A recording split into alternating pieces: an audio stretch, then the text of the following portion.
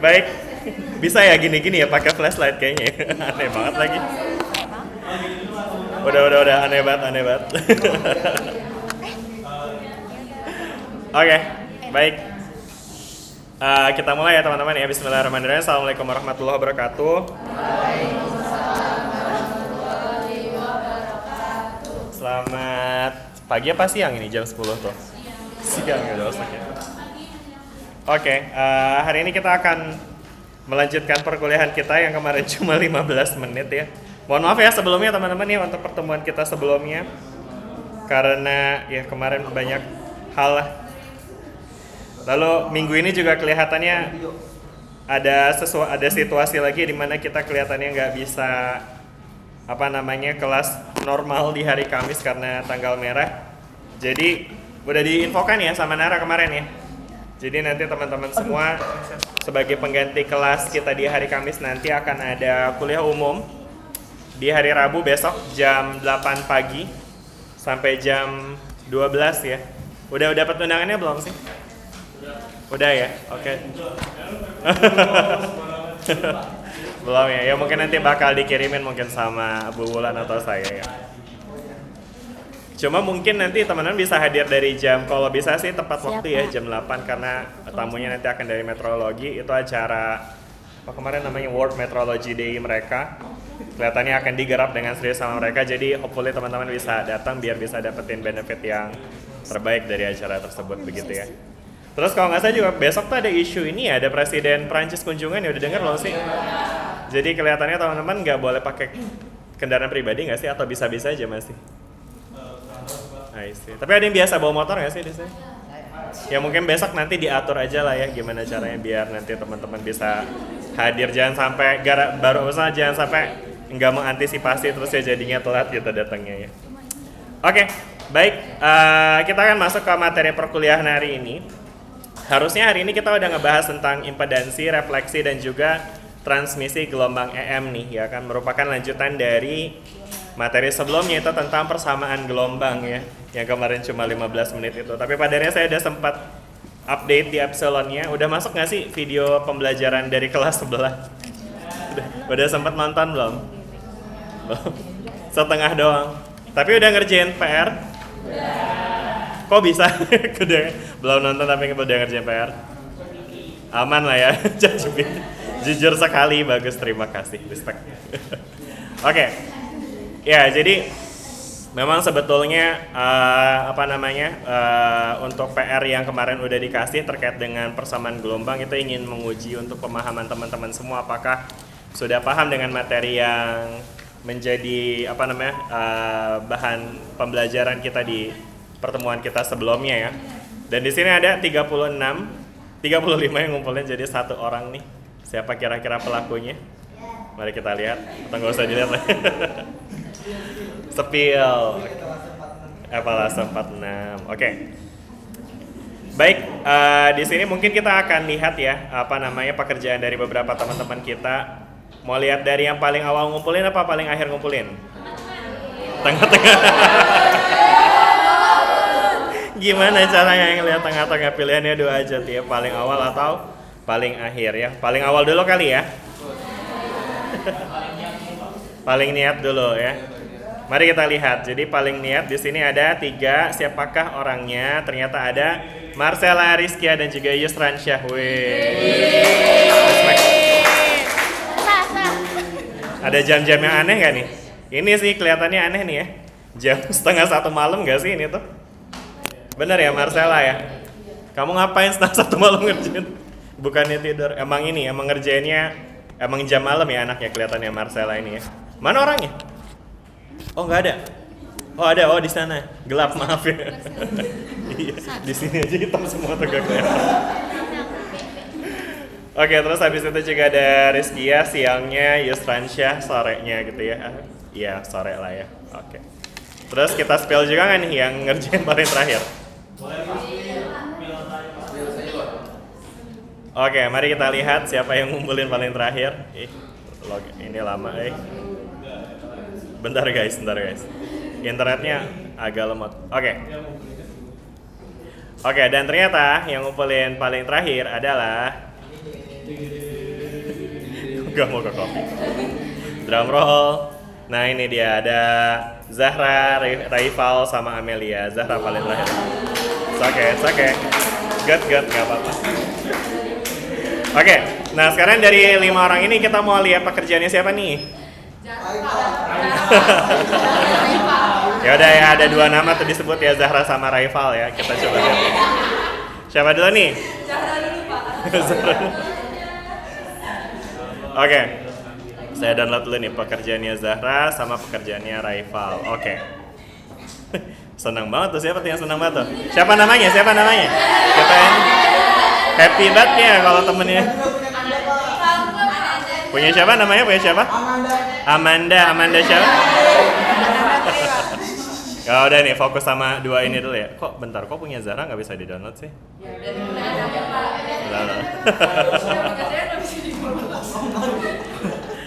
Oke, baik, kita mulai teman-teman. Jadi kemarin tuh PR-nya ada apa aja tuh, ingat gak tuh?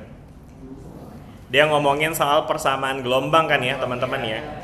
Ya emang sebenarnya agak tricky sih pertanyaannya, karena emang ini spesifik banget nanyain soal apa yang kita udah harusnya pelajari di pertemuan sebelumnya ya. Jadi di pembahasan pertama ini ngomongin soal jelaskan langkah-langkah bagaimana persamaan Maxwell itu diturunkan menjadi persamaan gelombang ya kan ya. Nah terus habis itu di sini kalau kita lihat pekerjaannya siapa dulu nih? Zahra atau Raifal? Tiba-tiba kaget banget. Zahra dulu aja kali ya, Zahra ya. Oke. Nah jadi di sini nih ada apa namanya, ada pekerjaannya Zahra ya. Oke, sorry. Nah ini dia. Nah ini pekerjaan dari Zahra teman-teman. Bentar, ini kayaknya saya harus taruh di sini juga. Nah ini ya dari Zahra. Oke, ini Zahra coba untuk ngelisting dulu ya. Ini ada persamaan Maxwell, ada 4 ya. Teman-teman udah hafal semua dengan persamaan Maxwell? Ini wajib ya teman-teman ya dihafali, karena sebenarnya bahkan di luar dari ngafalin teman-teman juga harus mengerti makna fisis di dalamnya ya kan? Oke, gitu ya. Dan ini adalah persamaan Maxwell di ruang hampa gitu ya kemarin ya. Jadi emang sebetulnya persamaan Maxwell mungkin yang teman-teman ingat di sini sebetulnya persamaan Maxwell yang pertama itu divergensi E sama dengan rho per epsilon 0 ya enggak? Udah lihat itu kan ya, kemarin kita ada diskusi itu juga belum sih? Udah kan ya, bahwa divergensi dari medan listrik itu tergantung pada muatan yang dilingkupi oleh permukaan Gauss-nya ya kan? Nah tapi dalam ruang hampa kita asumsikan tidak ada apa? Tuh ditulis sama Zahra tuh, tidak ada apa? Tidak ada muatan, sehingga si persamaan Maxwell yang pertamanya ini jadinya divergensinya dari E sama dengan 0 gitu ya. Bisa nih dipahami sampai sini? Udah ya. Lalu kemudian habis itu ada apa lagi nih? Hukum yang keduanya juga ya, rapat arusnya juga 0 ya. Biasanya kan di sini ada J-nya tuh kalau teman-teman ingat ya. Jadi J-nya juga jadi 0 begitu ya kan ya. Nah, terus kemudian di sini siapa nih tadi? Zahra? Mana Zahra orangnya? Zahra, gimana nih Zahra? Boleh mic-nya dikasih ke Zahra dulu. Oke, gimana Zahra? Langkah pertamanya di A, di apa ini Zahra? Aduh, bentar Pak, nggak kelihatan lagi. Lu maju aja deh. Nggak kelihatan kah? Kekecilan kah? Mata saya agak Oh iya, nggak apa-apa. kelihatan aja bener bukan? Iya, maju juga nggak apa-apa Zahra, biar kelihatan. Ntar saya coret-coretin ya. Atau mau nyoret-nyoret sini? Oke, gimana Zahra? Silakan. Keinginan epsilon. Apa tadi? Apa yang dilakukan di sini Zahra? Sebentar ya Bapak. Enggak jadi deh, udah nggak usah. Jadi untuk langkah-langkah menentukan persamaan gelombang untuk Iya, silakan nggak apa-apa. ya untuk E-nya itu yang pertama itu kita mengambil rotasi curl dari persamaan ketiga. Hukum Faraday yang mana? Yang kedua ya. Yang ini ya Zahra ya. Iya. Oke, makanya di sini ada curl E sama dengan ini ya. Terus habis itu diapain nih? Nah, terus habis itu menggunakan identitas Diambil vektor. curlnya dulu ya, ini ya. Jadi curlnya di apply di dua-duanya gitu ya Zahra ya. Iya Pak. Oke, terus? Terus menggunakan identitas yang vektor, identitas vektor. Nah, yang mana tuh identitas vektor? Yang Ntar step B dulu boleh nggak Zara? Itu langsung identitas vektor yang E tuh udah tuh. Satu-satu Zara. Tadi kan dari A nih. kayak beda deh. Aduh, epsilon gue nggak bisa dibuka. Mau hotspot nggak? Boleh kan? Gimana? Susah kelihatan? Zahra kalau mau berdiri cuma apa nih biar kelihatan? Gak apa, maju aja ke sini, deketan aja, deketin sama si proyektornya biar kelihatan. Boleh kita kasih aplaus dulu buat Zara. Ini nunjuk sambil nunjuk-nunjuk nggak apa-apa. Oh, jangan nunjuk. Segitu doang nunjuknya, kelihatan itu udah. Oke, tadi Zara udah jelasin ya A nih, oke. Tuning. Berikutnya apa lagi Zahra? Selanjutnya Dari A ke B diapain tuh Zahra? nggak kelihatan juga Pak. Iya. Majuan aja nggak apa-apa. Maju aja sekalian. Iya, nggak apa-apa Zahra. Nah, ini kan diambil kurnya gitu kan yang komparatif ini. Ha-ha. Nah, baru langsung itu ke yang B-nya itu loh. Yang B-nya di mana tuh? Komutatif maka. Aduh, agak bingung juga ya.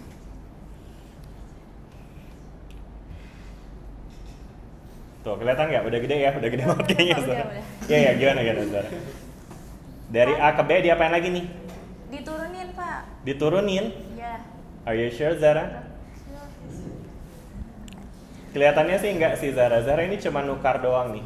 Ekspresi do sama divergennya jadi apa tadinya kan ini kan curl dari do kan.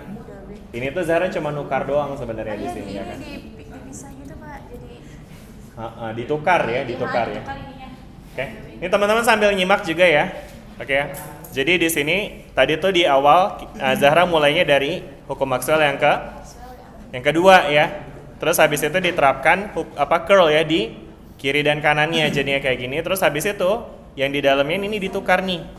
Operator curlnya dengan operator do per do t-nya. Makanya dia jadinya do per do t-nya di luar, curlnya di dalam. Jelas nggak?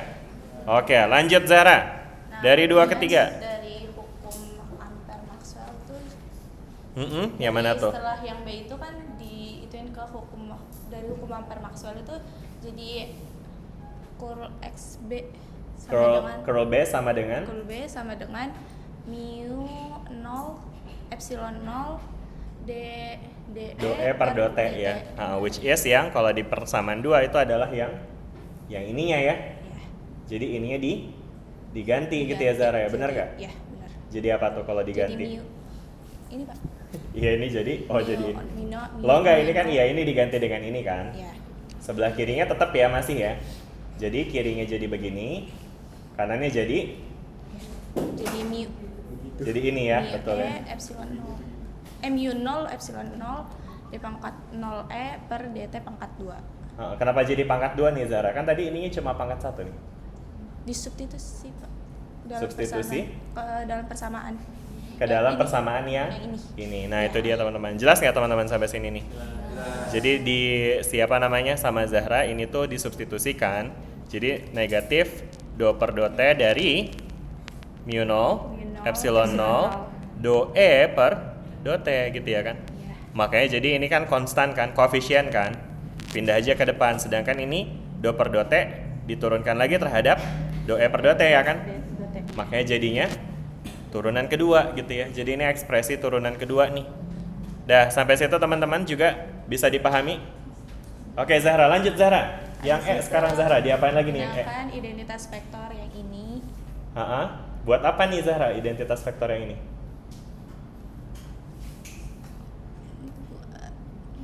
Buat apa sih identitas vektor ini dipakai? Buat apa? Oh, ini Ini udah bener kok Zahra, tapi boleh jelasin nggak Zahra? Kenapa sih kita pakai identitas vektor ini? karena sebentar Bapak. Yang lain juga kalau mau bantuin boleh ya? Ya, silakan. Saya yang identitas vektoran di langkah ketiga Pak. Di mana? Di langkah ketiga, jadi sebelum yang Oke. turunan kedua itu pakai identitas vektor. Oke, sebenarnya masalah yang tadi Zahra duluan atau itu duluan nggak masalah sih. Ya, tapi boleh dijelasin ya kenapa sih kita pakai si identitas vektor ini? Untuk apa sih tujuan utamanya? Ini apa namanya ngilangin divergensi medan listriknya ya. Ha-ha. Divergensi medan listriknya itu jadi nol. Yes, iya itu dia ya. Atau mungkin lebih tepatnya adalah ngeganti persamaan sebelah kirinya ini teman-teman. Kan kiri kita punya ini kan, curl dari E, ribet kan? Nah makanya di sini sama Zahra itu diganti nih, jadi ini ya Zahra ya. Makanya jadinya sebelah kirinya diganti nanti dengan ekspresi ini. Nah dilanjutin dah tadi apa? Siapa namanya? Yusran, sama Yusran. Ini dia apa namanya divergensinya. Ini kan jadi bentuk divergensi ya, dan bentuk divergensi itu dia 0 gitu ya kan, sehingga persamaan sebelah kirinya jadinya ekspresinya bisa diganti jadi ini nih gitu ya. Makanya akhirnya kita punya bentuk seperti ini ya. Gitu nggak Zara ya? Iya, Bapak. Ya kan? Iya. Lanjut Zara, habis itu kalau udah kayak gini diapain lagi nih? Ini Udah apa nih? hasilnya jadi Hasilnya ini menggambarkan persamaan umum ya dari gelombang elektromagnetik gitu ya. Oke, boleh ya Zara, terima kasih. Sudah bisa dipahami nih sama teman-teman semuanya juga? Semua udah ngerjain bagian ini kan ya? Udah ngerti operasinya? Ya, dan tentang kenapa udah maksudnya mulainya dari mana, terus treatmentnya seperti apa, sehingga bentuk akhirnya seperti apa, udah ngerti ya? Jadi ini adalah persamaan umum gelombang nih ya kan? Persamaan umum gelombang elektromagnetik ya. Karena dia memiliki ekspresi dari persamaan umum gelombang dalam bentuk yang turunan kedua secara spasial ya. Mungkin kalau kita recall persamaan umum gelombang mekanik ya, itu kan bentuknya kayak gini teman-teman ya. Turunan kedua secara spasial itu sama dengan 1/V kuadrat turunan kedua secara temporal ya, atau turunan kedua terhadap waktunya. Kayak gini ya teman-teman ya. Nah ini udah persamaannya udah mirip nih ya kan. Dimana kalau di mekanik kan Y-nya itu ya technically simpangan aja ya, atas bawahnya ya. Nah kalau ini dia simpangannya berupa medan listriknya nih ya kan. Nah sedangkan yang sebelah kanannya udah turunan kedua terhadap waktu ya kan. Sedangkan yang kiri ini turunan kedua terhadap ruang ya. Sebenarnya sih terhadap panjang ya kalau yang ini ya kan, karena ini dia untuk gelombang yang satu dimensi gitu ya. Nah cuma kalau kita ngomongin gelombang sebagai persamaan vektor gitu ya, gelombang elektromagnetik sebagai besaran vektor, maka turunannya pun juga turunan di ruang 3 gitu. Jadi si simbol ini tuh menggambarkan turunan di ketiga komponen tuh, do X, do Y, do Z gitu. Jelas nggak?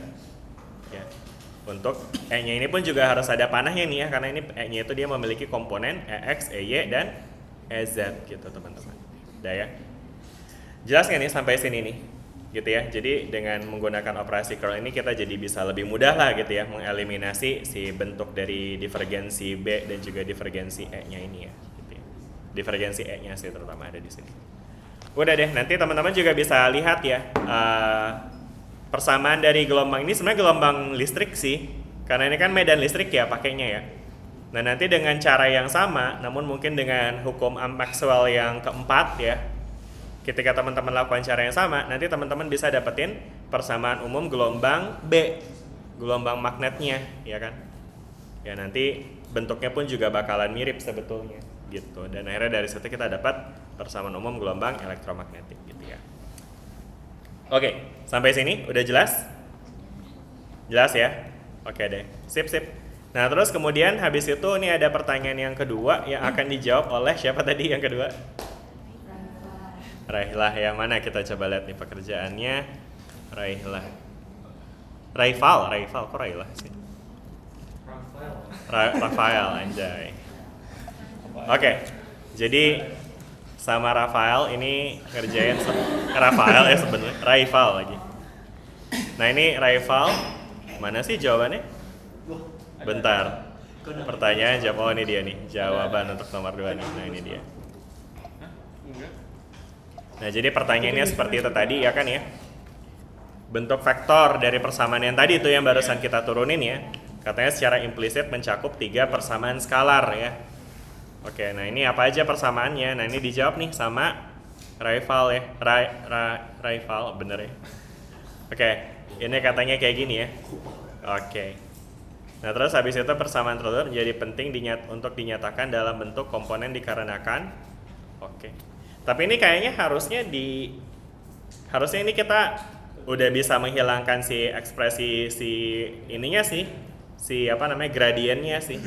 Karena gradien itu kan notasi vektor juga kan. Mana rivalnya nih? Oke, gimana nih rival? Kenapa di sini masih pakai kayak gini?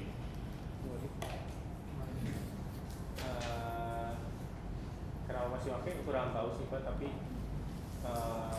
karena mengikuti dari yang persamaannya tadi, jadi masih saya taruh gradien di situ. Masih taruh gradiennya aja di situ ya. Saya ubah itu cuma di bagian E-nya aja tadi.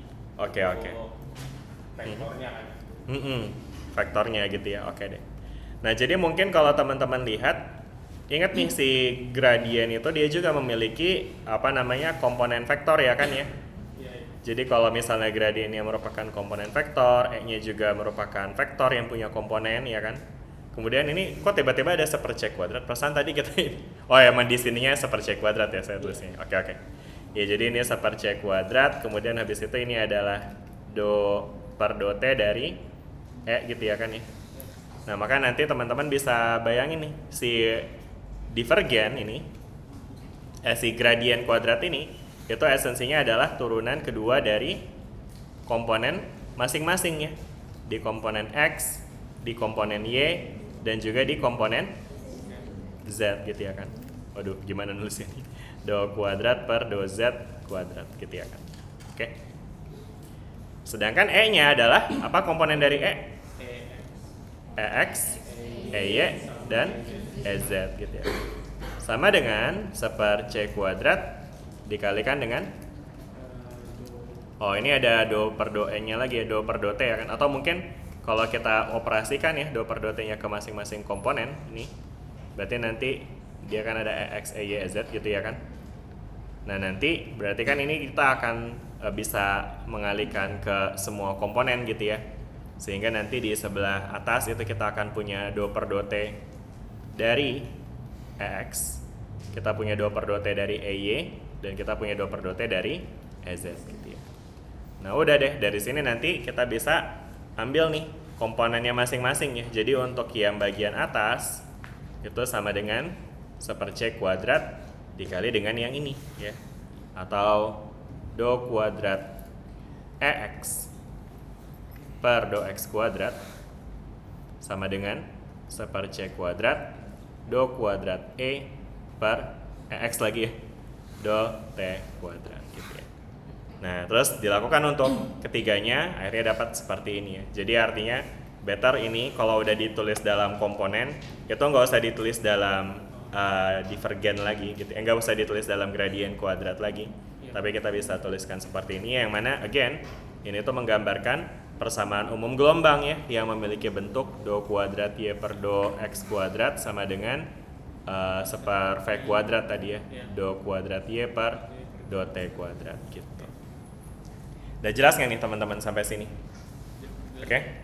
Kalau keluar di UAS bisa saya. Oke. Ya itu dia teman-teman ya. Berikutnya ada apa lagi nih? Boleh kita kasih applause dulu buat rival. Oke. Pelit banget. Pertanyaan cuma gini doang. Oke. Berikutnya ada apa lagi nih?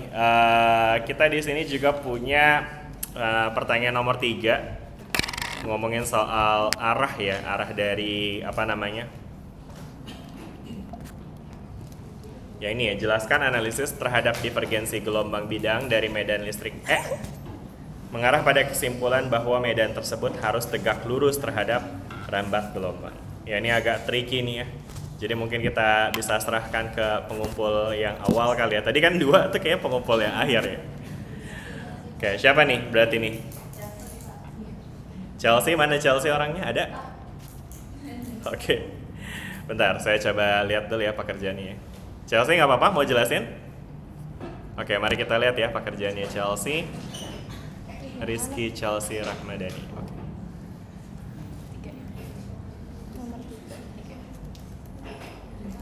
Oke. Mana? Bentar. Nomor, bawah ini tadi, nomor 3 ya. Oke, nomor 3 dijelaskan oleh Chelsea. Mana pekerjaannya nomor 3? Nah ini dia.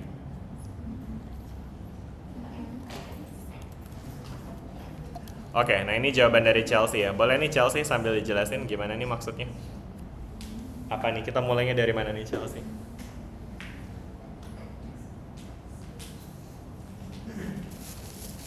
Kan membahas tentang divergensi gelombang bidang. Nah, sedangkan kita tahu bahwa gelombang merambat. Mikrofonnya dipegang nggak? Oh, Oke, iya. oke. Iya, iya. Nggak apa-apa.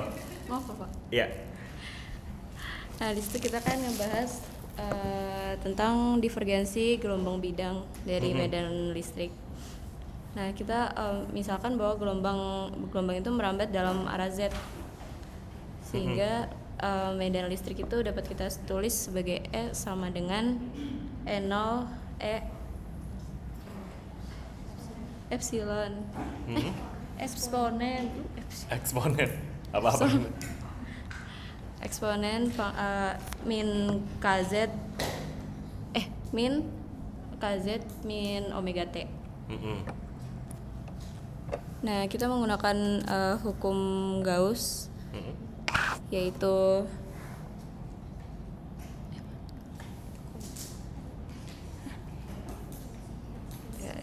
divergensi E sama dengan 0. Divergensi E sama dengan 0, lalu terus do, ini dari mana? Jadi do EZ per do Z sama dengan 0 dari mana?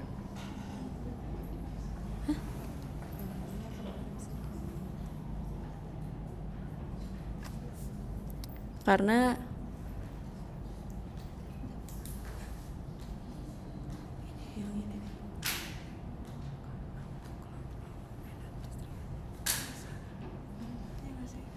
mana?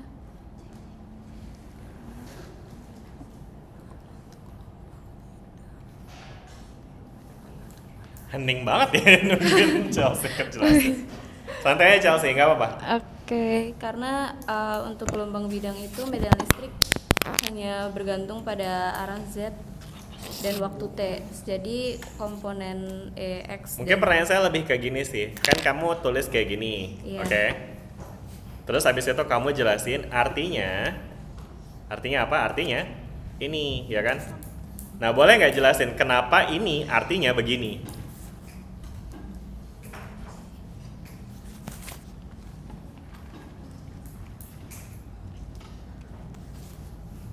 Itu karena turunannya dari Chelsea lagi jelasin guys.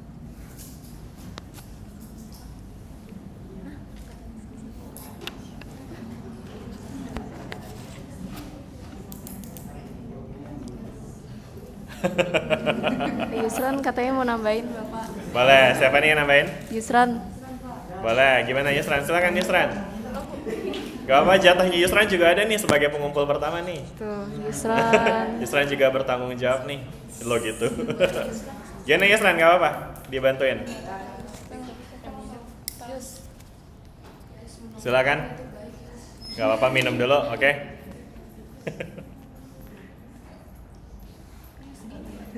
Atau pakai workingnya Yusran? Mau saya liatin workingnya Yusran. Iya. Sini dah. Asik, gitu dong Yusran.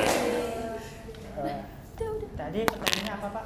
Pertanyaannya adalah tadi tuh, kenapa apa namanya? Ya nomor 3 tuh apa sih tadi? Bentar, ini dia nih. Jelaskan kenapa terhadap analisis divergensi gelombang itu menyimpulkan bahwa medan listrik harus tegak lurus dengan arah rambatnya. Medan listrik tegak lurus ya. Bukan cuma medan listrik sih, medan magnet juga. Tapi ini ngomongin medan listrik dulu sih. Harus tegak lurus dengan arah rambat. Oke. Mungkin yang pertama itu dari hukum Gaussnya kan. Sebentar, nih jawabannya Yusran begini tadi ya. Iya. Oke. Itu ya.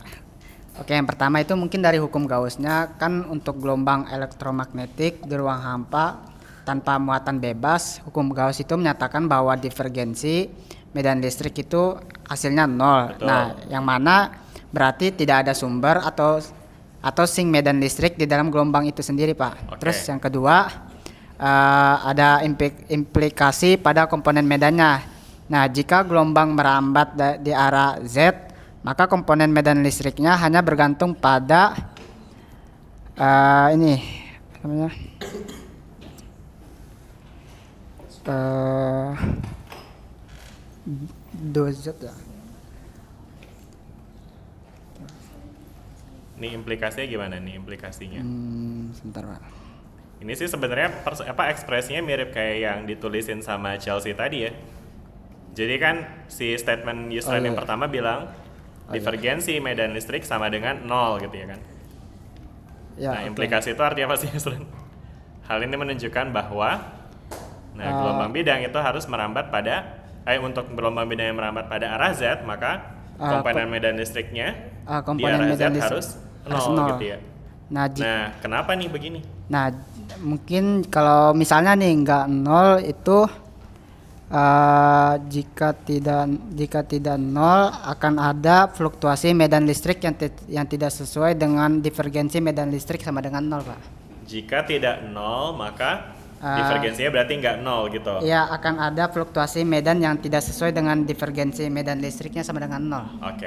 Ya, makasih ya Yusran untuk penjelasannya ya. Boleh kita kasih plus buat Yusran dan Chelsea. Ya, tapi kelihatannya ini harus saya luruskan ya. Jadi, terima kasih untuk usaha teman-teman semua untuk menjelaskan. Saya memahami ini menjadi hal yang cukup challenging karena ya tadi kita nggak pernah bahas ini di kelas langsung ya. Tahu-tahu saya ngasih PR gitu ya. Kesel nggak? Bagus. Gitu ya. Iya. Anyway, yaudah nih ya. Kita diskusikan ya teman-teman ya. Jadi, tadi terakhir kita punya ekspresi seperti ini. Katakanlah untuk untuk medan listrik, kita punya ekspresi yang menunjukkan bahwa gradien kuadrat dari dari medan listrik ya itu sama dengan seper C kuadrat ya kan, apalagi terusnya do kuadrat E per do T kuadrat gitu ya kan. Nah kemudian ini menunjukkan bahwa persamaan seperti ini harusnya memiliki solusi ya kan ya. Ini yang sebelah kiri disebut persamaan umum gelombang ya kan. Nah, sedangkan dari persamaan umum ini dia itu akan memiliki solusi ya, atau yang bisa kita bilang sebagai persamaan spesifiknya gitu ya kan, particular solutionnya ya. Apa particular solutionnya? Particular solutionnya ini bisa kita nyatakan dengan dengan sinusoidal juga, atau pakai cosinusoidal juga bisa, atau kayak yang tadi Chelsea tulisin di sini pakai eksponen juga bisa nih. Ini adalah solusi dari persamaan persamaan umum tadi gitu ya. Ya mungkin kalau teman-teman lebih familiar juga ini bisa kita tuliskan dalam bentuk sinusoidal gitu ya kan, jadinya E0 ini pakai vektor ya, terus habis itu kalau pakai sinusoidal jadinya sin ini, terus kalau mau negatifnya dimasukin ya boleh juga ya, jadinya atau mungkin dibikin kayak gini lah, samain aja KZ minus omega T gitu ya. Oke? Ya. Nah, tapi ini juga sebenarnya mungkin ada sedikit catatan ya, ketika kita mau menyatakan persamaan dalam bentuk eksponensial, Euler form, itu dia harusnya pangkat imaginary ya, pangkat I gitu ya kan. Jadi soalnya si E pangkat bla bla bla I itu akan menggambarkan sin berapa sih? Cos theta plus I sin theta gitu ya kan. Udah belajar itu ya? Ya persamaan dalam bentuk kompleks gitu ya kan. Ya. Nah terus habis itu, nah ini juga mungkin kalau emang kita nyatakan dia merambat sebagai ini di sini tuh ceritanya udah dinyatakan merambat dalam komponen Z ya kan. Nah sedangkan kalau misalkan kita buat lebih umum lagi bentuknya, maka sebetulnya gelombang itu kan dia bisa merambat secara 3 dimensi kan ya. Bisa ke komponen X, bisa ke sumbu Y, bisa juga ke sumbu Z gitu ya. Sehingga kalau persamaan ini atau ekspresi ini kita perumum, maka kita bisa nyatakan juga dalam notasi vektor nih. Jadi ada K dot Z gitu. Z, mungkin R aja deh ya. Karena kalau Z itu kan kayak spesifik arah Z ya. Jadi di sini dia bisa kita rambatkan ke ke sini ya, K dot Z gitu ya. Mana sih? Oke. Itu dia teman-teman. Jadi ini adalah persamaan khususnya nih, oke? Solusi dari persamaan umum tadi, gitu ya kan? Ya dimana di sini tentu teman-teman bisa bayangkan si E-nya itu, ya dia itu merupakan besaran vektor ya yang memiliki komponen tuh X, Y, Z, ya kan? Terus habis itu sama dengan di sini kita punya apa? Epsilonnya juga E0-nya ini juga punya komponen ya. Jadi ada E0X, ada E0Y, dan juga ada E0Z gitu ya. Kemudian habis itu sin. Nah ini pun juga di dalamnya ada komponennya lagi nih. K-nya di sini itu tuh memiliki makna di itu ada KX, KY, KZ-nya lagi, oke? Dot dengan X, Y, Z. Ini arahnya kan ya, gitu ya. Minus omega T. Gitu teman-teman. Bisa dibayangin nggak sampai sini nih? Ini kalau kita uraikan gitu ya. Oke? Udah ya. Nah, terus sekarang kita punya ekspresi dari hukum Maxwell tuh yang tadi dibilang sama Yusran ya, hukum Maxwell yang pertama yang bilang kalau divergen dari medan listrik pada vakum itu haruslah sama dengan berapa? 0 gitu ya kan. Nah, divergen itu apa sih teman-teman? Divergen itu kan artinya adalah dot product dari do per do X, do per do Y, dan juga do per do Z ya. Didotkan dengan E-nya itu apa? EX, EY, EZ ya. Capek juga nulisnya, kopas aja. Gitu ya. Sama dengan 0 gitu ya kan. Nah, berarti artinya ini ya dia tuh menggambarkan do per apa sih? Do EX per do X, do EY per do Y, dan juga do EZ per do Z, ya kan? Itu dia harus sama dengan 0 gitu ya. Jelas nggak sampai sini nih teman-teman? Jadi ininya nih ya yang harus sama dengan 0. Ini dot product ya teman-teman. Jadi artinya nih, ini harusnya tuh kalau dot tuh artinya kita kalikan gitu ya kan untuk masing-masing komponennya, terus kita jumlahkan ya. Jadi do EX per do X-nya ditambah dengan do EY per do Y ditambah lagi dengan do EZ per do Z. Nah, ini yang harus sama dengan 0 gitu ya. Oke. Nah, sedangkan do EX per do X itu apa? Itu bisa kita ambil dari sini nih, ya kan? Jadi misalkan nih, tadi kan kita punya ya dari persamaan yang pertama nih, berarti kalau kita ambil EX-nya aja, berarti kan EX sama dengan E0X, turunan dari sin apa tuh? Cos ya. Terus habis itu di sini ada negatif KX. Nah, gimana sih ini kurungnya di sini ya, negatif KX, negatif omega T gitu ya kan? Nah, terus tapi habis itu dikalikan dengan ini aturan rantai ya, kan dia diturunkan terhadap X nih ya. Bentar, ini KX-nya juga KXX gitu. Oke. Nah, ini kalau kita pakai aturan rantai jadi apa? Dikalikan lagi kan ya dengan turunan dari KX nih, ya kan? Apa tuh? Turunan dari KXX apa nih? Jadi KX doang ya, K sub X gitu ya kan ya. Jadi di sini ada KX-nya di sini. Jelas nggak sampai sini? Ya, atau bisa juga kita taruh di depan nih. Jadinya kayak gini ya. KX. Nah, ini adalah do EX per do X. Dah, sampai sini jelas? Ini yang kita punya untuk X ya. Gimana dengan Y? Gimana dengan Z? Nah, itu sama ya. Jadi do EY per do Y-nya itu juga sama nih. Dia akan jadi KY, EOY, terus ini KYY minus omega T. Begitu juga dengan yang Z-nya nih. Ya. Jadi ini do Z, do EZ per do Z sama dengan di sini kita punya KZ, di sini ada EOZ cos KZ. Nah, gitu. Pusing nggak tuh? Dah, sampai sini dulu deh. Jelas? Dah, kita udah punya turunan untuk masing-masing komponen, ya. Ada yang mau tanya nggak sampai sini? Atau bingung? Apaan sih nih Pak? Gimana teman-teman? Ngerti nggak? Atau bingung? Yang bingung angkat tangan? Ngerti semua berarti. Coba yang ngerti angkat tangan. Yang bingung ngertinya di mana? Gimana? Bingung? Yang mana yang bagian yang bingungnya coba? Saya kasih nomor ya. 1, 2, 3, 4, 5, 6. Bingung yang mana? 6. Oke, 6 bingungnya apanya di bagian 6 ini? Siapa yang bingung 6 tadi? Oke, bingung 6 tuh di apanya? Kok itu bisa jadi do EX per do X? Oke. Dengan KX. Oke. Jadi lebih ke bingungnya tentang cara untuk nurunin ekspresi ya. Oke, itu sebenarnya tentang kaidah ini aja sih, kaidah dari aturan rantai aja. Jadi kayak misalnya nih, kita punya Y sama dengan A sin KX minus omega T gitu ya. Ini dulu nih yang sampel nih. DY per DX nya jadi apa nih? Turunan sin dulu kan jadinya A cos KX minus omega T. Tapi nggak berhenti di sini kan? Karena dalamnya ada fungsi terhadap X lagi. Jadi harus dikalikan dengan K. Makanya K-nya ditaruh di depan kayak gini. Jelas nggak teman-teman sampai sini?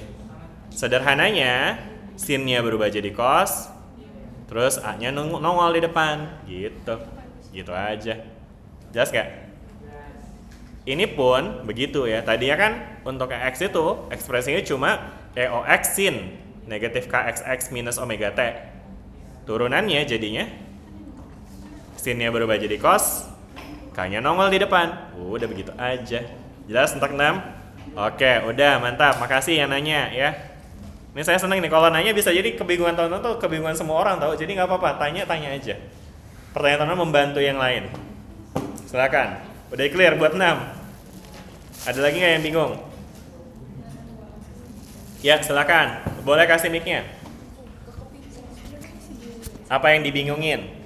Yang dari persamaan nomor 1 itu kan kalau saya lihat yang dari video anak kelas A itu nggak ada minnya ya Pak. Yang sin min K kali R min omega T.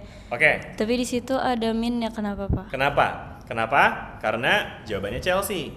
Tadi Chelsea nulis di sini ada minus KZ minus omega T. Jadi saya ikut aja. Gitu. Kalau nggak mau pakai min nggak apa-apa, boleh aja. Ya misalnya nggak mau min nih, ya kan? Nah gini misalnya, ya udah nggak usah ada minnya juga, gitu deh, gampang aja. Ya jadi tanya kenapa ya, tanya Chelsea ya kenapa Chelsea pakai yang minus gitu ya. Ya. Itu nanti kalau nggak ada minnya yang ke bawahnya berubah juga nggak? Oke, good question. Jadi yang bawahnya bakal berubah juga atau enggak? Ya sebenarnya sih nanti bakal ada perbedaan sih. Jadi sebenarnya gini sih, kalau ada minnya nih, saya juga baru ngeh sih. Sebenarnya kalau misalnya emang ada minnya, itu tuh harusnya tadi ini faktor pengalinya tuh ada minusnya juga sih di sini nih, teman-teman. Karena kan kalau misalkan ini kita turunkan terhadap, misalnya ini fungsinya kita bikin kayak yang tadi Chelsea tulis ya, ada minusnya di sini ya kan. Nah, ini kan turunan dari minus KX minus omega T itu turunannya adalah minus K ya. Jadi emang di sini harusnya ada minus ya. Oke. Nah, makanya jadi di sini tuh harusnya ada minusnya juga kayak yang tadi. Ya kalau misalnya kita konsisten sama yang tadi Chelsea tulisin gitu. Ya semua bermula karena Chelsea nulisnya begini jadinya. Gitu lah. Ya tapi bagus tuh pertanyaannya. Jadi ini merevisi apa yang saya tulis barusan ini. Oke. Ada lagi yang mau tanya? Udah, jelas? Jelas ya? Oke deh. Baik, sekarang kita lanjut nih. Ya. Apa sih yang mau kita lakukan di sini? Jadi tadi kita ingin tadi ya balik lagi pertanyaannya adalah bagaimana mana sih tadi pertanyaan ini? Bagaimana divergensi dari medan listrik menunjukkan kesimpulan bahwa medan listrik harus tegak lurus dengan arah rambat? Itu tadi pertanyaannya ya. Oke. Nah, ternyata setelah kita dapatkan turunan untuk masing-masing komponen ya. Nah, ini bisa kita jumlahkan ya. Dimana ketika kita jumlahkan maka ya ini artinya adalah si divergen ya kan. Divergen dari E itu kan artinya jumlah dari turunan masing-masing komponen, ya enggak? Ya kan? Nah, berarti ini kalau kita jumlahkan maka nanti kita akan punya ekspresi yang bisa kita tuliskan dengan negatif KX E0X. Ya mungkin kalau misalkan ini cosnya kita taruh di luar juga bisa tuh, nanti dia akan jadi minus KX KY EOY gitu ya kan. Terus habis itu di minus lagi KZ EOZ. Nah, terus habis itu sama dengan, nah ini cos, sama dengan sih kali ya, cos, cos, ya kan, cos ya inilah semuanya, bla bla bla gitu ya. Oke, jelas kan? Ini sebelah kanannya nih ya kan, sedangkan sebelah kirinya adalah, ya ini tadi nih, si jumlah dari ini yang berdasarkan divergensi dia harusnya 0 gitu ya. Oke. Nah, sekarang dari sini akan terlihat bahwa Ini ya, ini tidak lain tidak bukan adalah minus dari Kx EOX ditambah dengan Ky EOY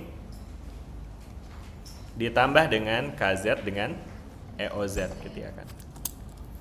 Oke? Nah, terus habis itu diapain lagi nih?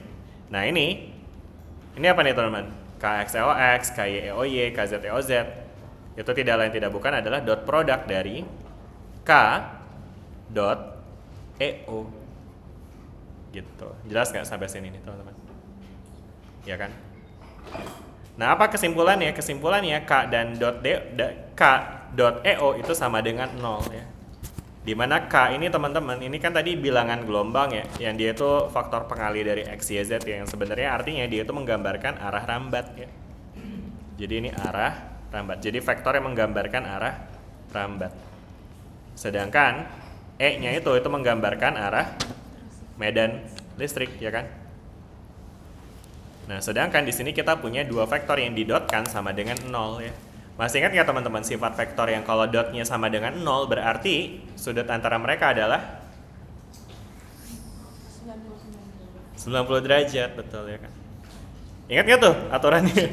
Nih emang teman-teman emang pelajaran gelombang ini pakai semuanya ya, kayak kalkulus ya juga kepake ya kan, segala macam ya. Jadi mungkin aturannya tuh yang ini teman-teman. Misalnya kita punya vektor V dan juga vektor W yang membentuk sudut theta ya kan. Nah, maka V dot W itu kan bisa kita nyatakan dengan V, panjangnya V dikali panjangnya W dikali dengan cos theta gitu ya kan. Ingat gak nih kayak aturan ini? Ingat? Beneran ingat? Yang warna hijau nih ingat? Jadi kalau kita punya dua vektor, ya kan? Nah, dot produknya itu bisa kita dapat dengan perkalian kedua panjangnya dikalikan lagi dengan cos theta, di mana theta adalah sudut antara vektor. Jelas nggak sampai sini? Nah, sekarang kalau misalnya dot produknya 0, kalau dot produknya 0, berarti kalau ini ada vektornya, berarti kan panjangnya nggak mungkin 0 kan? Berarti yang 0 itu adalah cos theta-nya. Ya, sedangkan kalau cos theta sama dengan 0 berarti theta-nya berapa? 90. Hafal ya kalau itu ya. Kalau cos 90 sama dengan 0 kan. Nah, itu dia. Jadi artinya dot product sama dengan 0 menunjukkan mereka harus saling tegak lurus gitu ya. Nah, ini juga sama, ternyata dot dari K dan EO itu sama dengan 0 menunjukkan bahwa berimplikasi tadi kalau katanya Yusran ya. Berimplikasi bahwa K itu tegak lurus dengan E-nya. Oke? Udah jelas nggak sampai situ? Ya. Oke? Ada pertanyaan nggak sampai sini nih? Udah ya? Jelas ya? Nah, sehingga seperti apa gelombangnya? Ya seperti ini. Jadi kalau misalkan kita punya gelombang pada arah K gitu tadi kan ya. Nah, sedangkan ini adalah si medannya ya kan. Nah, jadi medannya itu nanti ya jadinya naik turun gitu. Oke, jadi arah rambatnya bertegak lurus dengan arah getarnya. Atau disebut juga sebagai gelombang apa namanya nih kalau begini? Depannya T. Transversal, betul. Nah, jelas nggak sampai sini nih teman-teman? Ada pertanyaan nggak sampai sini? Ya, jelas ya, ini adalah medan listrik tuh, kayak begitu ya kaidah. Apa namanya? Hubungan antara fluktuasi medan listrik dengan arah rambat gelombang listrik. Oke? Oke, clear? Ya. Nah, kemudian ketika kita lakukan hal yang sama, ternyata nanti kita juga bisa dapetin hubungan yang serupa nih antara medan magnet dan juga arah rambatnya. Ya, jadi kalau proses tadi diulang tapi pada medan magnet, maka nanti teman-teman akan mendapatkan hasil yang sama. Di mana K dot B-nya itu akan 0. Ini nunjukin apa tadi kalau K dot B sama dengan 0? Nunjukin bahwa K-nya tegak lurus dengan B gitu ya kan. Nah, jadinya begini deh ya kan. Udah jelas nggak sampai sini nih? Udah ya. Nah, udah deh, yang terakhir tinggal apply si Maxwell, di mana hukum Maxwell yang Faraday ya terutama itu kan nunjukin ketegak lurusan juga ya antara si medan listrik dan juga medan magnet ya. Kita kemarin udah ngebahas tentang hukum Faraday juga belum sih yang pakai apa namanya? Coil itu. Eksperimen coil udah pernah bahas belum ya di sini? di kelas sebelah sih ada, di video recordingnya ada, tapi di sini saya udah bahas belum? Belum ya? Keburu habis ya, 15 menit gitu ya. Iya. Jadi apa namanya? Ada eksperimen Maxwell ya, Faraday ya, yang dia tuh berhasil menunjukkan bahwa adanya perubahan medan listrik itu menyebabkan munculnya arus listrik ya kan. Jadi di eksperimennya itu kita punya coil gitu teman-teman. Ini coilnya ceritanya, ini harusnya nyambung ya, cuma karena gambarnya mager jadinya begitu. Nah terus habis itu kita punya magnet nih di sini nih, ada kutub utaranya, ada kutub selatannya ya kan. Mungkin S-nya di sini, utaranya di sini. Nah kalau magnetnya kita gerak-gerakin ya kan, kita keluar masukin, ya kan, apa yang terjadi? Akan ada muncul aliran listrik ya kan ya. Aliran listrik yang arahnya pun juga nanti akan berubah-ubah ya seiring dengan perubahan si magnetnya tuh kita keluar masukin ya kan. Ya. Nah ini sebenarnya hukum Faraday yang dijelaskan di yang ditaruh di yang dikompilasi sama hukum Maxwell tuh di yang nomor berapa tuh? Nomor 2 ya. Nomor 2 apa? Nomor 2 lagi, nomor 3. Yang mana coba tuh? Hukum Maxwell yang ketiga apa?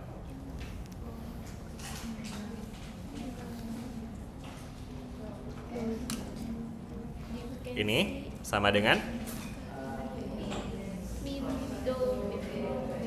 Curl E sama dengan minus 2B per dot T ya kan ya.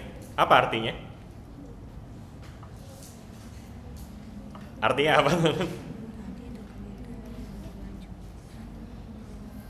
Nih teman-teman kalau ngelihat persamaan hopefully jangan ngelihat ini sebagai bahasa alien yang gak ada maknanya ya. Ini ada artinya ya.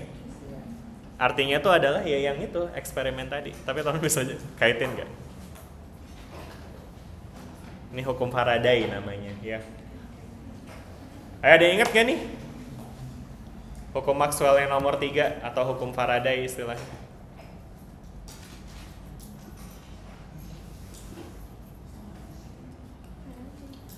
Gak ingat? Saya kasih clue deh. Dari persamaan ini itu tuh menjelaskan bahwa sisi yang sebelah kanan menyebabkan sisi yang sebelah kiri. Gitu. Cara bacanya mungkin gitu. Nah, sisi yang sebelah kanan ini apa?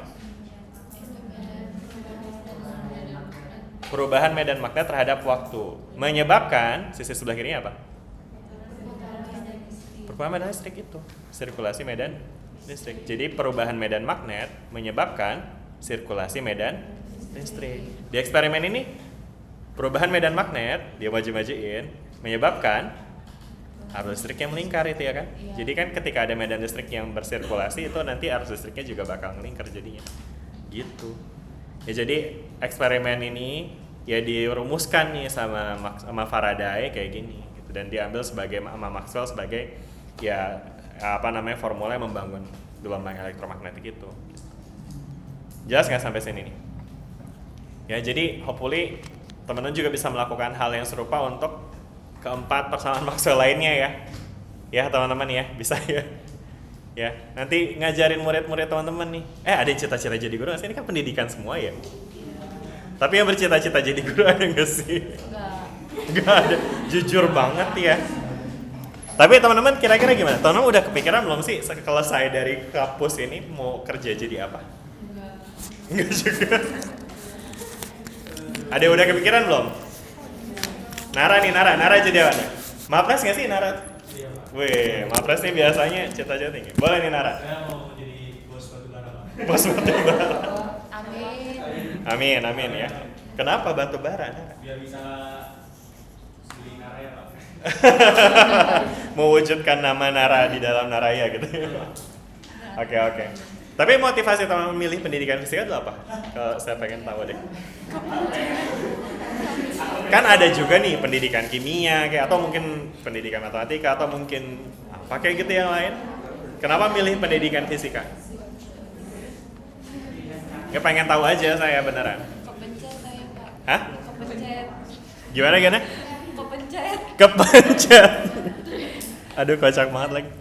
Ada lagi yang nggak kepencet atau kepencet semua aja? Enggak dong. Sistemnya error, Pak. Oh gitu. Tadinya milihnya apa emang? Pendidikan biologi. Ah. Pendidikan fisika buat jadi dagang. Ah. Cetak nuker. Oh ternyata malah milih pendidikan fisika duluan. Pendidikan biologi yang kedua. Oke.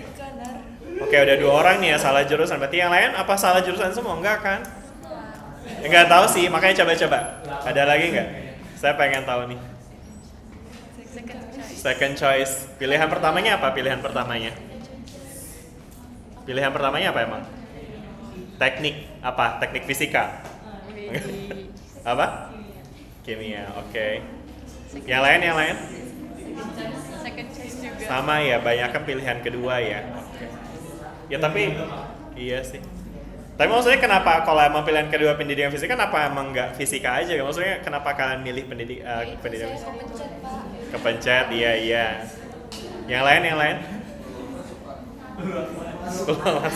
Realistis ya emang sih. Oke lah.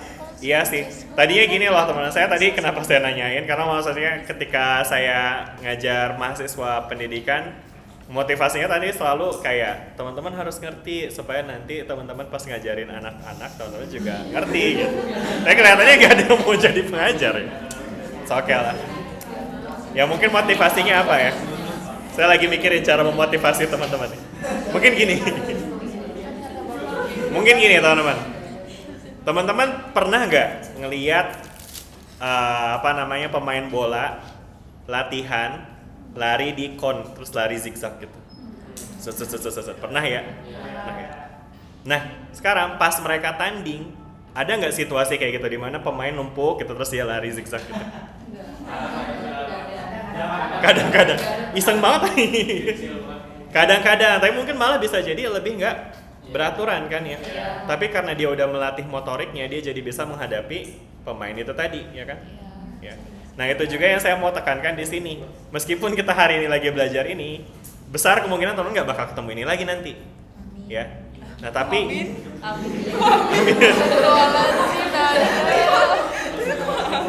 nah tapi apa? Nah, makanya jadi yang paling penting di sini adalah teman-teman memahami bahwa ini adalah ya kon zigzag kita tadi, ini tuh kita buat latihan doang gitu. Apa yang kita latih? Kalau pemain bola kan ya ototnya, motoriknya, muscle-nya. Kalau yang ini yang dilatih adalah problem solving, betul. Terus cara kita membaca masalah, menerjemahkan suatu permasalahan, suatu fenomena dalam suatu persamaan. Emang nih konteksnya ini ya lagi ngomongin gelombang gitu ya, tapi nanti di kehidupan nyata teman-teman mungkin ketemu masalahnya yang lain, tapi ya caranya mungkin akan seperti ini gitu. Teman-teman pahami kalau misalnya ketemu persamaan itu maknanya tuh apa, kirinya apa, kanannya apa, pengaruh satu dengan lainnya gimana gitu. Itu mungkin yang akan teman-teman hadapi gitu. Jadi emang mungkin nggak sama persis ya, tapi ya tadi tekniknya itu yang akan teman-teman terapkan gitu. Makanya jadi mudah-mudahan meskipun teman-teman ngelihat ini gelombang ke depannya juga nggak bakal kepake, nah jangan mikir kayak gitu ya, tapi lebih mikir bahwa teknik yang teman-teman terapkan di sini itu bisa teman-teman terapkan juga di dunia kerja nanti kayak gitu ya. Jadi semangat ya teman-teman ya. Nah jadi hopefully teman-teman karena kalau misalnya udah punya semangat itu ya teman-teman nanti juga akan bisa menikmati lah pembelajaran ini gitu ya. Oke, teman-teman ya mudah-mudahan gitu. Oke, baik kita lanjut. Nih jadi banyakan ngobrolnya, maaf ya teman-teman. Oh, biar mendingan ngobrol ya daripada bahas ginian lagi. Maksudnya saya minta maaf ya tiap jelasin ginian ya. Lebih enggak ini. Anyway, udah ya kita lanjut ya teman-teman ya. Balik lagi back to the topic ya. Nah, jadi tadi yang saya mau tunjukkan di sini adalah ini ya, dari fenomena ini kita bisa melihat adanya hubungan yang saling tegak lurus juga nih antara medan magnet dan medan listrik ya kan. Tegak lurus apanya Pak? Ya tegak lurus ini nih arahnya. Teman-teman bisa bayangin kalau si medan magnetnya itu kita majuin kayak gini ya kan secara horizontal, medan listrik yang ternyata terbentuk secara vertikal ya kan. Artinya apa? Tegak lurus ya kan. Nah, sehingga medan listrik dan medan magnet itu dia haruslah tegak lurus gitu ya. Sehingga kalau kita kombinasikan bentukan gelombang tadi yang kita udah tahu mereka saling tegak lurus terhadap arah rambatnya, maka gelombang yang nanti akan jadi kayak gini gitu bentuknya. Oke? Jadi kalau kita visualisasikan gelombang medan listrik yang berfluktuasi di sumbu vertikal misalnya, maka gelombang medan magnetnya itu berfluktuasi di sumbu horizontal gitu. Nah, jadi bentuk medan magnet itu kayak gini gitu. Udah jelas nggak sampai sini? Oke ya? Bisa? Insya Allah. Baik. Oke, itu dia teman-teman ya untuk review PR-nya. Panjang banget ya review PR sampai sejam ya. Oke, kita lanjut ya teman-teman ya ke materi kita hari ini. Nggak banyak, hopefully. Jadi hari ini kita akan ngomongin soal impedansi ya. Impedansi gelombang. Apa itu impedansi? Jadi impedansi ini sendiri juga sebetulnya udah pernah nih dibahas di sebelum UTS. Ada yang masih ingat apa itu impedansi?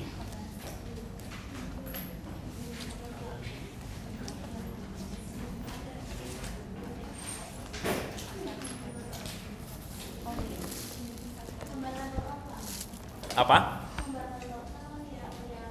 Sorry, lembaran total, hambatan total. Oke, ya terima kasih jawabannya. Ya itu ada tuh impedansi yang kayak gitu ya, itu terutama di rangkaian RLC gitu ya.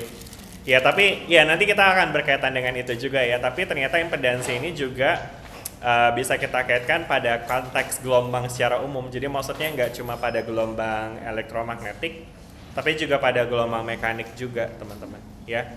Oke.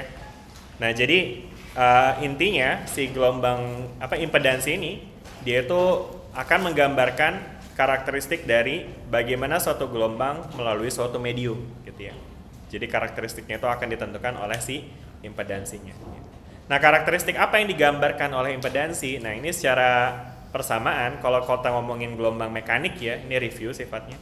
Di gelombang mekanik impedansi itu didefinisikan sebagai rasio dari gaya pada gelombang transversal dibagi dengan kecepatan rambat dari gelombang tersebut gitu ya. Jadi rasio antara gaya dengan kecepatan gitu ya. Itu kalau di gelombang mekanik ya. Gelombang mekanik.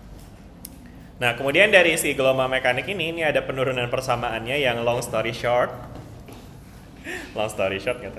Nah, ini teman-teman. Jadi nanti ternyata si gayanya itu tadi kalau pada kasus gelombang pada tali, nah itu si gayanya itu bisa diganti nih dengan tegangan tali, simbolnya T gitu ya kan. Nah sedangkan T itu sendiri dalam konteks gelombang itu bisa nih kita substitusi dengan Rho dikali dengan C kuadrat, di mana Rho ini adalah rapat jenis ya. Nah sehingga kalau misalnya Rho per C kuadrat dibagi dengan C, maka dia akan dapat nih si Rho C ya, di mana Rho-nya ini adalah rapat jenis medium ya. Satuannya itu adalah kilogram per meter, sedangkan C-nya itu adalah si kecepatan gelombangnya gitu ya. Gitu ya. Nah, ini yang kemudian menjadi persamaan medium ya, teman-teman nih. Maksudnya persamaan dari impedansi dari suatu medium gitu ya. Jadi misalkan kita punya dua medium ya kan, di mana gelombang merambat di medium tersebut gitu ya. Jadi misalnya pas di medium 1 dia rambatannya begini, pas di medium 2 dia rambatannya begini. Nah nanti masing-masing gelombang ini masing-masing medium ini akan memiliki nilai nih. Ada Rho 1 sama C1 nya, ada Rho 2 sama C2 nya gitu ya. Oke. Nah ini adalah impedansi dari masing-masing medium. Ini impedansi dari medium 1, ini adalah impedansi dari medium yang kedua. Pernah lihat nggak nih rumus ini? Sebelum UTS kemarin. Malah kayak ini saya ingat ada deh soal UTS bahas ini ya nggak sih? Tentang matching impedance ya. Bisa jawabnya? Jujur sekali, bagus, respect. Ya nanti teman-teman bisa lah untuk review lagi ya di bagian tentang gelombang mekanik ya. Ini saya sebenarnya di sini pakai ini cuma buat bridging aja sih. Jadi maksudnya once kita udah ngerti bahwa ada yang namanya impedansi dalam gelombang mekanik, maka di gelombang listrik pun juga akan ada, gelombang elektromagnetik pun itu juga akan ada impedansi ya. Nah, gimana nih impedansi dari gelombang elektromagnetik? Nah, ini lebih sederhana sebetulnya untuk penjabarannya ya. Jadi, impedansi dari gelombang elektromagnetik itu dia simply didefinisikan dengan rasio antara medan listrik dan juga medan magnetnya, gitu ya. Oke? Dan tentu di sini dia kan saling tegak lurus ya. Jadi kalau kita ambil pada komponen X, maka Y-nya itu pasti, H-nya itu pasti pada komponen Y atau enggak Z gitu ya. Ya, ini misalnya dia gelombangnya merambat pada komponen Z gitu ya. Berarti X per HY gitu. Oke, ini impedansi dari gelombang elektromagnetik. Nah sekarang kalau kita hitung ya, dengan solusi dari persamaan gelombang ya, yang bisa kita nyatakan seperti ini ya. Ini teman-teman kalau misalnya ketemu bentuk kayak gini, ini jangan bingung ya, hopefully, karena ini sebetulnya juga sama aja dengan ekspresi gelombang secara solusi dari persamaan gelombang yang biasa kita nyatakan dengan E0 sin misalnya Kx, atau mungkin kalau ini kan Ex ya. Berarti mungkin kalau dia merambat di Z, mungkin kita bisa bilang kayak Wt minus omega T minus Kz gitu ya. Kalau ini familiar lah ya dengan ekspresi kayak gini ya. Ya kan? Nah, sedangkan kalau teman-teman ingat omega itu adalah 2pi per periode kan ya. Ya enggak? Sedangkan K itu adalah 2pi per lambda gitu ya kan. Nah, sehingga kalau misalkan kita ganti nih ekspresinya menjadi E0 sin 2pi per lambda 2pi per time period dikali dengan T dibagi dengan 2pi per lambda kali Z ya kan. Nah, maka nanti teman-teman bisa lihat kita bisa keluarin nih N0 sin. Nah, ini kalau kita keluarin si 2pi nya dia bakal jadi 2pi per lambda ya kan. Nah, sedangkan ini akan jadi T per, nah ini akan jadi ada lambda T di atas ya, lambdanya di atas, T nya di bawah kayak gini. Nah gitu. Nah, sedangkan lambda dibagi time period itu adalah kecepatan gelombang ya kan. Jadi E0 sin 2pi per lambda dikali dengan Vt minus Z gitu ya. Jadi ini ekspresi alternatif aja sih dari yang biasa kita pakai omega T minus Kz, itu juga bisa dinyatakan kayak gini ya. Oke? Jelas nggak sampai sini? Udah ya. Nah, ini untuk EX-nya ya kan. Hy-nya pun juga sama ya, karena sama-sama merambat di Z, jadinya seperti ini ya. Oke. Nah, terus kemudian ini adalah persamaan Maxwell nih asalnya ya kan, ya. Ya nanti teman-teman bisa, kita tinggal berapa lagi? 10 menit lagi. Oke, jadi mungkin kita langsung aja deh ya. Nanti dari ekspresi ini, nanti kita bakal bisa turunkan nih. Jadi ini kan artinya turunan si HY terhadap T ya. Jadi artinya ini diturunkan terhadap T ya. Nah, nanti ini kalau diturunkan terhadap T itu jadinya adalah yang mana tuh? Yang ini nih, VHY jadinya. Oke. Sedangkan untuk yang ini kalau diturunkan terhadap Z itu dia akan jadi ini nih, negatif EX jadi. Oke. Sehingga nanti akhirnya dia akan punya hubungan seperti ini ya. Oke. Bingung gak sih? Udah ya, langsung aja ya teman-teman. Nanti ya saya hopefully ini nggak bakal ditanya persamaan turunannya ya, menurunkannya nggak bakal ditanya ya. Jadi intinya nanti teman-teman akan lihat bahwa ternyata Z yang tadi kita definisikan dari EX per HY, nah itu dia bisa juga dikarakterisasi oleh akar dari mu per epsilon, oke? Ya, yang juga merupakan rasio dari ya amplitudo si E dengan si H-nya gitu. Oke, jadi akhirnya dari sini kita bisa simpulkan bahwa pada kasus gelombang elektromagnetik, impedansi itu bisa kita nyatakan dengan permeabilitas magnet dibagi dengan epsilon. Gitu intinya. Oke? Udah jelas nggak sampai sini nih? Oke ya? Nah, sekarang kita akan lanjut lagi. Kenapa sih impedansi ini penting untuk dianalisis? Ya? Nah, jadi impedansi itu nanti akan berkaitan dengan besarnya energi yang merambat pada suatu gelombang dan juga bagaimana yang terjadi atau apa yang terjadi ketika gelombang tersebut memantul atau merambat. Ya.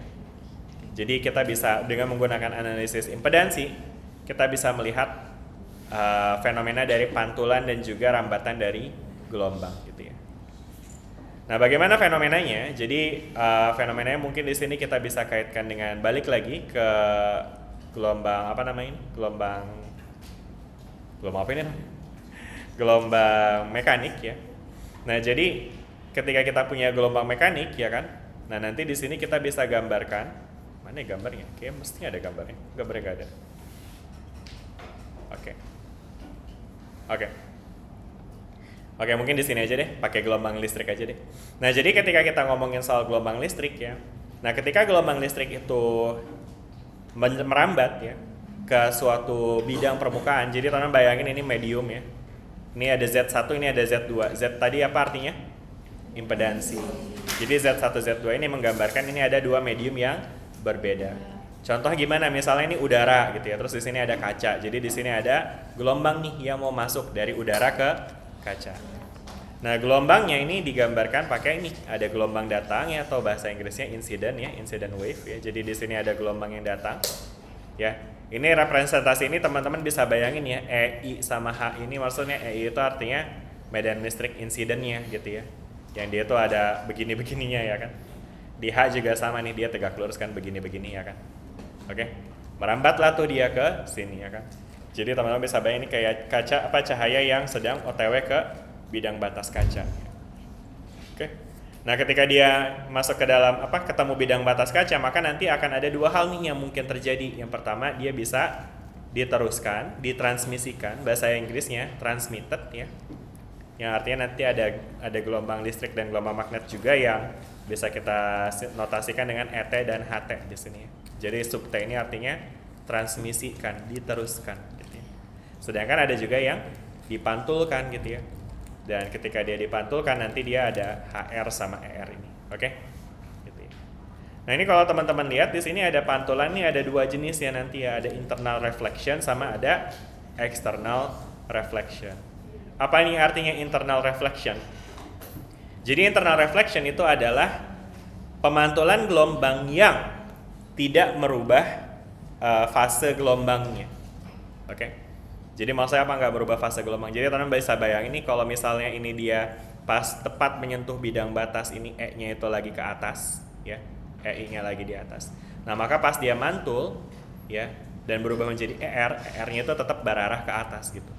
Jadi tidak ada perubahan fase ya. Nah, itu yang disebut dengan pemantulan internal. Sedangkan satu lagi pemantulan eksternal. Pemantulan eksternal adalah sebaliknya. Dia adalah pemantulan yang akan merubah fase. Jadi kalau misalnya dia datang ke atas, nanti setelah dia dipantulkan secara eksternal, itu dia nanti akan memantul dengan fase yang terbalik. Oke? Gitu ya. Jelas nggak sampai sini? Makanya nih kalau teman-teman lihat di sini nih, EI-nya kan gini ya. Kalau dia internal dia akan sama-sama ke atas nih ya kan untuk internal. Sedangkan kalau dia pantulkan secara eksternal dia akan ke bawah tuh jadinya. Oke? Jelas sampai sini? Oke. Nah, nanti ada conditionsnya nih. Kapan internal reflection terjadi? Internal reflection itu terjadi ketika Z1-nya itu lebih kecil dari Z2. Ya. Sedangkan external reflection itu terjadi ketika Z1-nya yang lebih besar ya, atau Z2-nya yang lebih kecil ya. Jelas nggak sampai sini? Ya. Nah, kenapa demikian? Ini juga sebenarnya ada analisisnya sih. Jadi, ini tuh analisisnya dari sini sih, teman-teman. Jadi Oke. Jadi ketika kita punya gelombang yang tadi ya merambat ke suatu medium. Ya, ini ada insiden, right? Terus habis itu dia diteruskan, sebagian diteruskan. Dan kemudian sebagian lagi dipantulkan, ya kan? Nah, maka nanti ada hubungan yang bisa kita kaitkan dengan hukum kekekalan energi juga sih sebetulnya ya, di mana yang pindah ke medium yang berpindah ke satu medium itu akan sama dengan yang retain di medium tersebut gitu ya. Sehingga kalau misalkan kita buat persamaannya jadinya ya I ditambah R itu sama dengan T gitu ya. Atau jadinya kayak gini. Oke. Dan kemudian untuk H-nya juga sama kayak begini, ya kan? Nah, sehingga dari sini nanti kita akan punya ini ya. Si Z1 itu adalah EI per HI ya. Sedangkan ER per HR ini karena dia pantulan, maka nanti dia nilainya akan jadi negatif Z. Sedangkan karena dia arahnya kan berkebalikan kan, yang namanya mantul kan arahnya kebalik ya. Berarti nanti Z-nya dia akan bernilai negatif dari si Z yang didapat dari medan awal yang insidennya ya. Sedangkan yang dipantulkan ini nanti ET per HT sama dengan pantulkan. Apa tadi namanya T itu? Transmisikan ya, yang diteruskan itu dia Z2-nya gitu. Oke. Nah, lalu kemudian dari sini nanti kita punya nih apa namanya yang namanya koefisien refleksi ya. Nanti mungkin ini nih yang perlu teman-teman catat ya. Yang mungkin nanti akan ditanya di UAS ya. Ada yang namanya koefisien refleksi ya. Di mana koefisien refleksi itu simply adalah perbandingan antara ya amplitudo refleksinya atau medan listrik yang direfleksikan dibagi dengan yang datang kayak gitu ya. Oke? Dengan S1-nya ya. Nah, terus habis itu di sini dia bilang it is really easy to show. Nah, jadi harusnya ini it is easy to show that rasio ini kalau kita hitung jadinya seperti ini. Oke? Dari mana nih kira-kira dapetin? Ini kita bisa dapetin dari yang tadi sih, teman-teman ya. Jadi kan di sini ada EI per HI sama dengan Z1. Terus habis itu ada ET per HT sama dengan Z2 ya kan. Nah, nanti teman-teman bisa gunakan nih hubungan ini dan juga ini untuk mendapatkan ekspresi seperti ini. Oke. Kita punya waktu berapa? 2 menit lagi. Cukup nggak ya kira-kira untuk kita turunin? Oke. Ya udahlah, mungkin nanti ini jadi PR aja deh ya. Nanti teman-teman bisa coba sendiri. Ini again easy. Jadi jangan takut duluan dan ini again ini anggap sebagai kon yang teman-teman lewatin di latihan bola gitu ya. Jadi ini nanti buat teman-teman exercise aja. Again teman-teman boleh banget ya kalau mau tanya ChatGPT juga, jadi nanti teman-teman bisa aja untuk diskusi gitu ya. Tapi pastiin teman-teman ngerti gitu ya. Kalau misalnya teman-teman masih nggak ngerti, tanya terus aja ChatGPT, bisa kan ya ditanya. Jadi jangan sampai teman-teman udah dikasih jawaban sama ChatGPT terus langsung salin gitu, jangan ya. Pastiin teman-teman ngerti prosesnya ya. Oke. Nah jadi PR-nya itu ya teman-teman ya, coba turunkan koefisien refleksi dan juga transmisi ya dari tadi tuh, dari yang kita punya di yang ekspresi awal tuh tadi. Bagaimana Z1 dan Z2 ini didefinisikan seperti ini. Oke. Udah ya. 11.39, kita harusnya sampai 11.40 ya. Jadi kelihatannya masih ada waktu berapa detik lagi? 20 detik lagi sih, ya udahlah ya. Ada pertanyaan nggak sebelum kita selesai nih? Cukup? Udah jelas? Beres ya? Oke deh, kalau gitu mungkin sampai sini dulu kita perkuliahannya ya, sampai koefisien refleksi dan juga transmisi. Di bawahnya ada apa lagi ya? Udah sih mestinya. Oke deh, kalau gitu mungkin sampai sini dulu. Terima kasih banyak teman-teman semua untuk partisipasinya. Dan saya ngeliat di sini tuh sebenarnya nggak ada kelas sih emang. Jadi mungkin kalau sekalian kita setiap Selasa pindah ke sini aja gimana? Atau better di sana? Sini aja ya. Ya udah, nanti saya confirm ke Pak Abu ya bahwa kelas kita perkuliahannya pindah ke sini. Tapi habis ini bukannya kalian tetap ada komputasi ya? Di situ juga tuh ya? Atau pindah? Tetap yang mau nggak mau ya di situ juga. Ya udah. Oke deh kalau gitu terima kasih banyak.